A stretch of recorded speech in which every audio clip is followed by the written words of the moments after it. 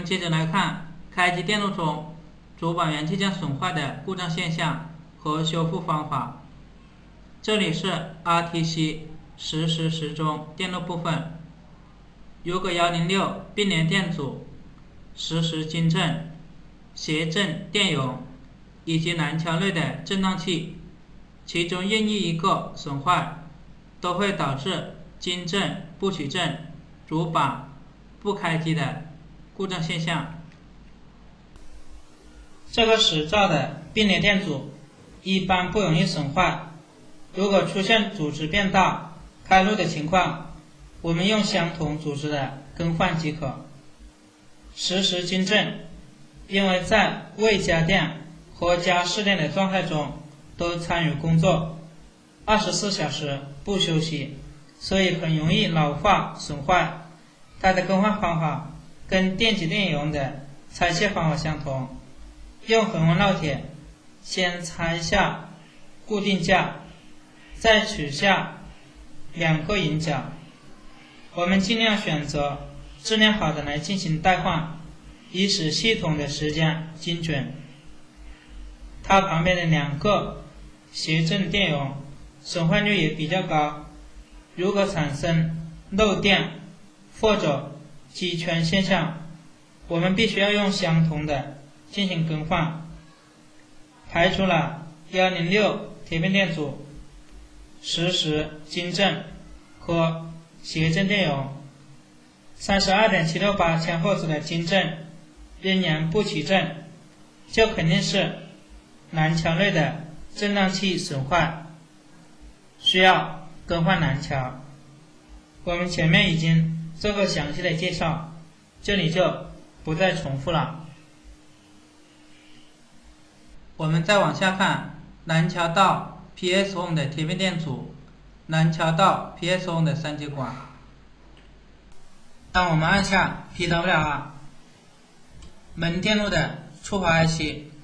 向南桥的开机电路模块发送开机信号，南桥芯片在待机供电正常， CMOS 随机存储器供电正常，实晶振也正常的情况下，输出高电平开机信号，经贴片电阻加到3节管的 B 极，使3节管导通，接到 C 极的 PSON 变成低电平，实现开机。如果这个贴片电阻损坏，当我们开机时，南桥输出的持续的高电平经过贴片电阻后，电压会低于 0.7 伏。我们知道，要使3节管的 B1 极之间产生 0.7 伏的压差，3节管才能导通。贴片电阻损坏后，我们用万用表的直流20伏档在短接 PWR 时，测量跟 B 极相连的这个点上的电压，正常应该是0至 0.7 伏的跳变，如果低于 0.7 伏，3节管不导通，造成主板不开机。我们用标准阻值相等的贴片电阻更换即可。如果3节管损坏，比如说 C1 极击穿，将会造成主板不能关机，也就是说我们从操作系统或者按机身上的电源开关都不能切断 ATX 的输出，因为1极接地， C1 极短路的话， C 极也接地为低电平，不受 B 极的控制，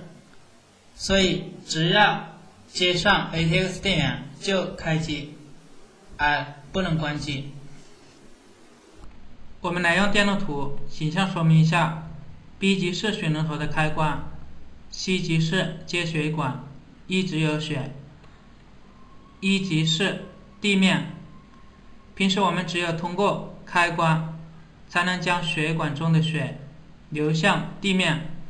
如果开关损坏，关不了，那么血管内的血会一直流向地面。在这里就是 PSO 到西极，这个 ATX 电源出来的5伏电压，因为不受 B 极的控制，所以一直是低电平。这就相当于我们前面说过的直接短接 PSO 和 GND 开机。而我们知道主板是低电平开机，高电平不开机，所以我们只要接上 ATX 电源 PSO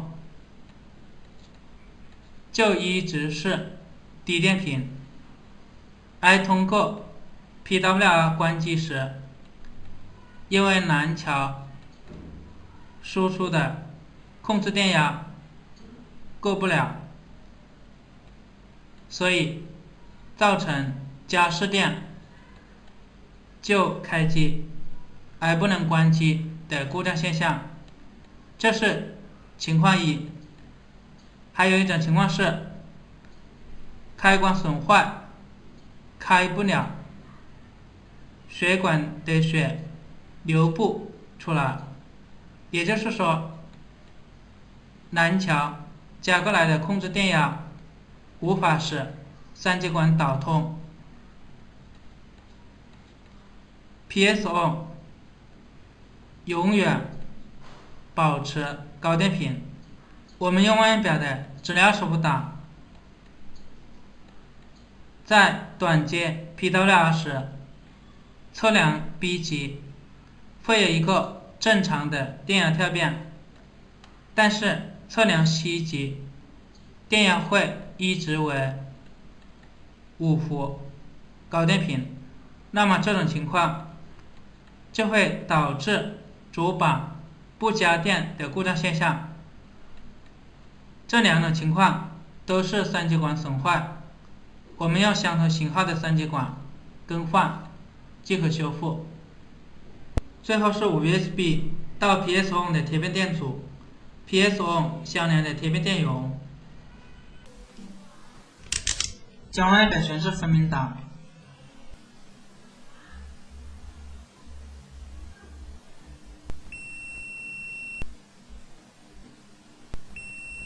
跟5USB 和 PSON 相连的是 R728，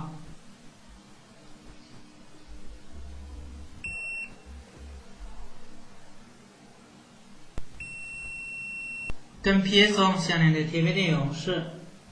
C630。我们在这里画出来。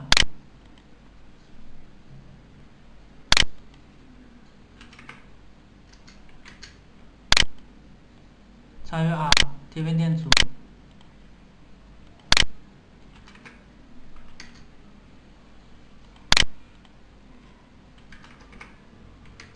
这里是贴片电容，超越 BC。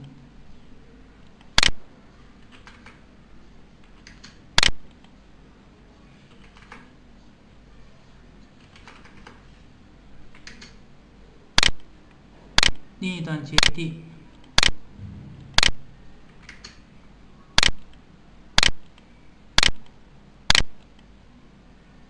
同样的道理，如果这个贴片电阻损坏，将导致主板不开机。贴片电容短路的话，也是相当于直接将 PSO 接地和三极管 C1 极短路，同样是自动开机不能关机的故障现象。好，我们最后来看学习几个要求：一、动手一次拆除106并联电阻，实时经振、谐振电容，来观察主板会产生的故障现象。二、拆除南桥到 PSO 之间的贴片电阻，看看会产生什么样的故障现象。三、南桥到 PSO 之间的三极管损坏有哪两种情况？分别会产生什么样的故障现象？